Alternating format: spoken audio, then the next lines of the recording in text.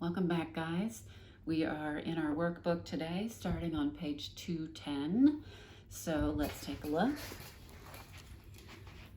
So we've got some word problems on this page. I'll just read through them and then you can do them on your own and come back and check your answers. So Ronald carved 3 3/8 feet of a totem pole. He says that the totem pole is 3/4 complete. So let's look at the pictures here. So the part that he's done so far is 3 3/8 feet, but he still has some more to go. That's the part he hasn't done yet. So if H represents the height in feet of the finished totem pole, so when it's all done, then 3/4 H equals 3 3/8, meaning 3/4 of the total height is 3 3/8. Okay? So, you're going to take a look at these equations down here. Which equations show the use of a reciprocal to write an equivalent equation that can be used to solve for H? Select all that apply, so it might be more than one. Remember now that a reciprocal is when you flip a fraction. So if your fraction is 1/2, the reciprocal would be 2 wholes. And sometimes when we want to divide by a fraction, what we'll do is multiply by the reciprocal. Okay? All right.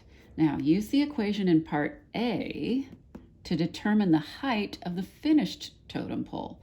So the equation up here is 3/4 H equals 3 3/8. So solve that, and then you'll know how tall the finished totem pole will be. Then write and solve an equation to find the height S of the section that has not been carved yet. So we've got 3 3/8 that has been carved. We've got the total height of the whole thing. And then we've got, what's this section right here that hasn't been carved yet? Okay.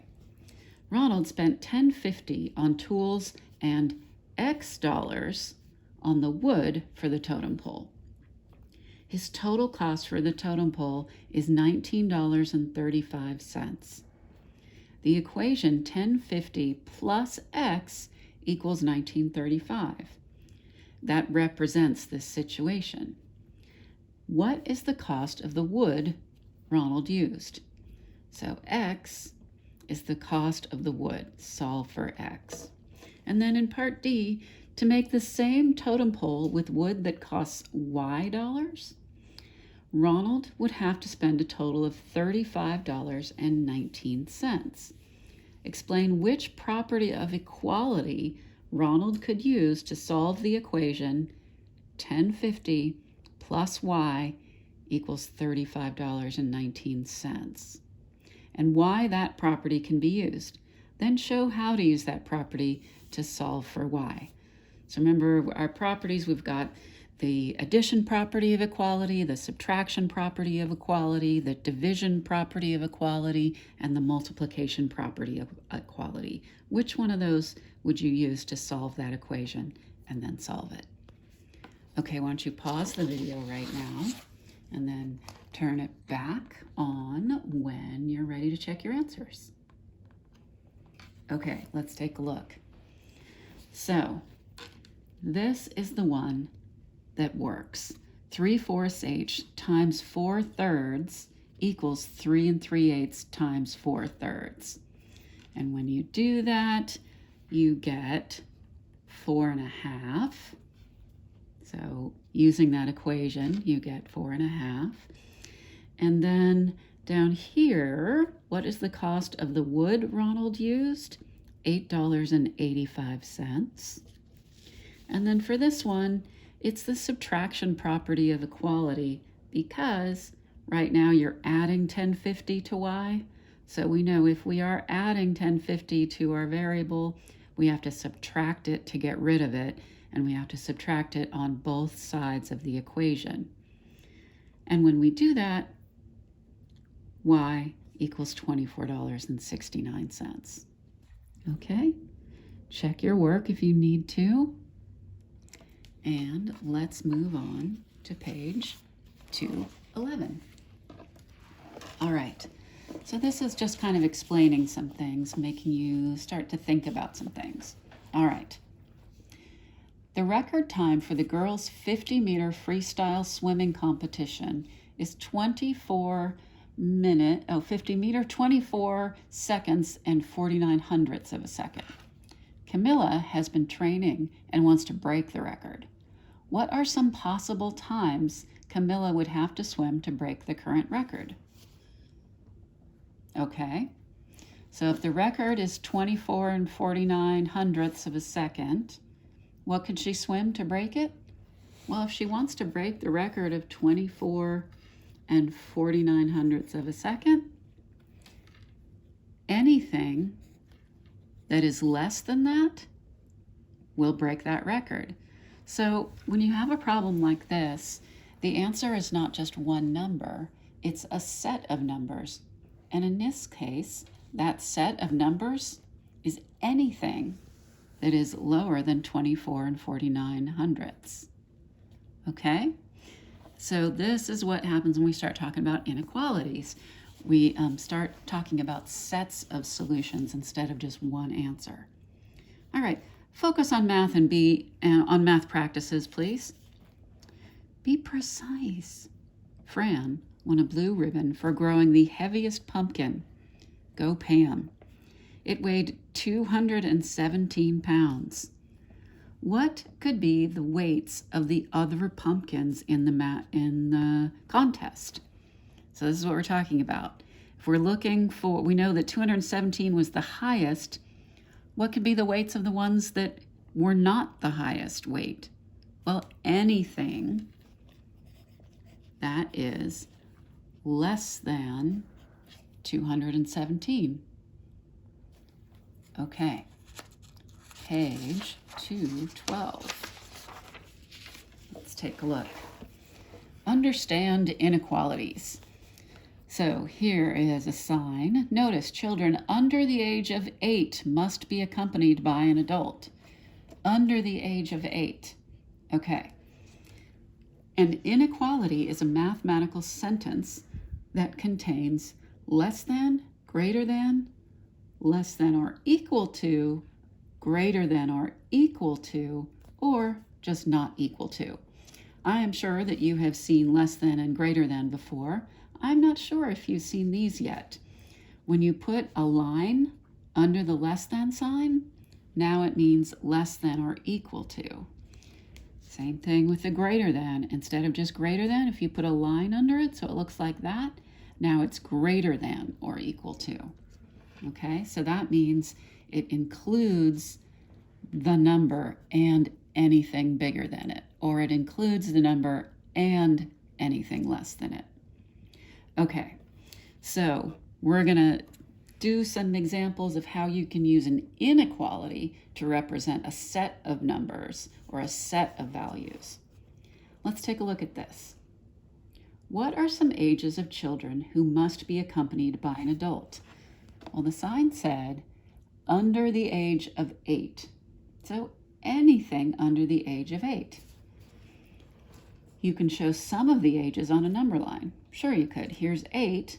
8 is okay. 8 does not need to be accompanied by an adult, but anything under the age of 8 would. 7.5, for example. 6, 5, 3, 1.5. All of those would be values that would be less than 8. Okay, let's take a look at this. Let A represent the ages of children who must be accompanied by an adult. Use the less than symbol to write the inequality. So if A are the ages that need to be with an adult, then we've got 8 is greater than A, or A is less than 8. So anything that's less than 8. All right, try it. I don't know why I do that. I don't know. Use the number line to show some of the ages of people who do not need to be accompanied by an adult. Write an inequality to represent the ages of people, N, so we're going to use N, who do not need to be accompanied by an adult. Okay, so let's say this is the number line. I'm going to say this is 0, and then 1, 2, 3, 4, 5, 6, 7, and 8. Okay, it says under 8. So 8 is okay. So I'm not going to include 8. But all of these, right? Anything under the age of 8. Anything right up until 8. Okay. Now, let's see. Write an inequality on page 213. Write an inequality to represent each situation. Okay. The length of a piece of wire, represented by L, is no longer than 20¼ feet. So what are the no longer than 20¼ feet? So the possible lengths of wire are greater than 20¼ So let's see. 20¼ is about there. Yeah? So length is greater than 20¼ Oh, I'm sorry, I read that whole thing wrong. Is longer than, not no longer than. Sorry, I was wondering why this wasn't making sense. Okay.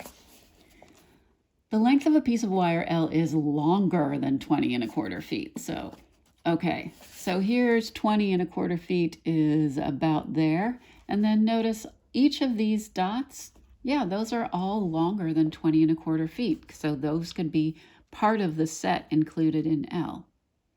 Now, let's take a look at this. The number of students, S, is at most 30. At most 30. So the possible numbers of students are less than or equal to 30. At most means that they can be 30, but they're not going to be any more than 30. So this is one of those situations where you use that less than or equal to, because it includes that number. So you can see on the number line, here are some of the possible numbers. There's 30. Notice that 30 has a solid dot on it, and then these other ones do too, because they could also be part of that set. All right, let's look at C. The cost of the pizza, C, will be at least $8. So think about that phrase, at least. It's a little bit like you have to think about at most. You have to think about at least to see if it includes the number. Okay, so the cost will be at least $8. So that means $8 is part of the set of possibilities. And so is anything more than $8, right? If the statement said it will be more than $8, then we wouldn't include $8 as part of the set. We'd only include the things that were more than $8. But because it says at least $8, 8 gets included. Okay. Zoe's age, Z, is not 11 years old. That's not a ton of information. We know she's not 11, but it doesn't say if she is younger than 11 years old or older than 11 years old, just that she's not 11 years old. So Z is not 11. For all we know, Z could be 6 months. It could be 95. We don't know, but it's definitely not 11. Okay? All right. Try it. Write an inequality to represent each situation. All right. I want you guys to do these ones, so you'll pause and then come back and check your answers. Harry is taller than 60 inches. Sherry is not 4 years old.